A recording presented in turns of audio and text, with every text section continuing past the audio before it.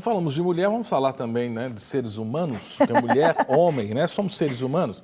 E tem toda aquela discussão de onde viemos, não é?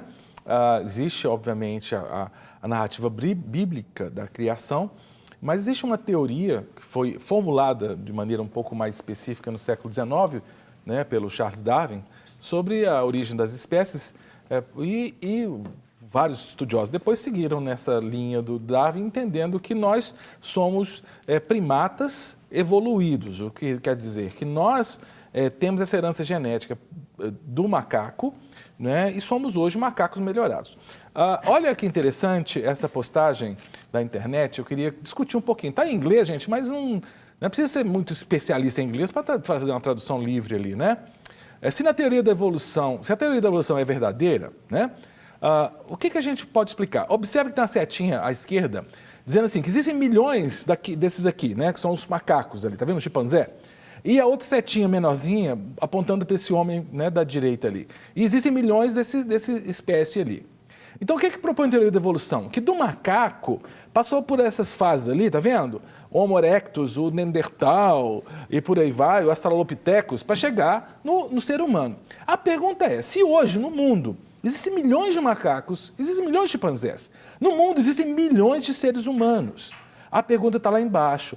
Onde estão, então, os milhões, né, que estão entre essas duas espécies aí, o macaco e o homem? Porque se houve evolução, e você tem milhões do primeiro original e tem milhões do último ali, você tem que achar milhões também daqueles que estão nos processos evolutivos. Gente, você precisa ter mais fé para acreditar na teoria da evolução do que para acreditar na Bíblia, cara.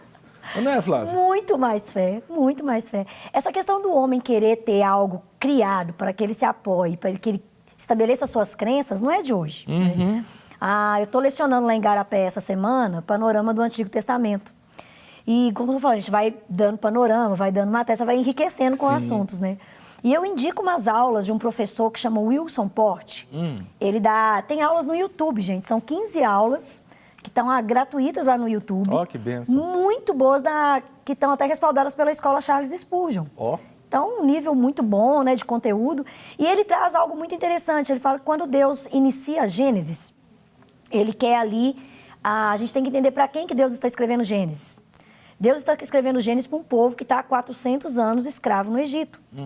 E aquele povo, ele tem o que é a cosmogonia, que é o entendimento do que cada um tem como criação, né? A origem de cada cultura. Então, cada cultura tem a sua cosmogonia. Como eles estavam no Egito, a cultura que eles estavam ali é adorar os seres criados. Tem deuses para tudo. Isso. Como é na atualidade hoje, né? E ele vai falando que Deus, ele começa mostrando quem é que criou tudo. Então, essa coisa do homem querer achar um macaco para falar que... E quem criou, então, esse macaco? Como que vai... Ele quer dar desculpas nas coisas criadas. Tem o elo perdido, que é justamente uma parte que falta, uma lacuna que está em aberta, que é por isso que tem o filme Elo Perdido. Na verdade, o elo perdido não é um tempo, não. É justamente essa lacuna que a ciência não conseguiu preencher. Há relatos que o próprio Charles Darwin, no final da sua vida, voltou atrás desse argumento, mas aí são boatos, a gente não sabe até onde está certo. Mas tem um livro muito bom, Flávio, que eu até indico. Fala os livros do Adalto, né? Adalto Lourenço. Como Tudo Começou, né? Como Tudo Começou. Tem um livro que está bombando, que é A Caixa Preta de Darwin.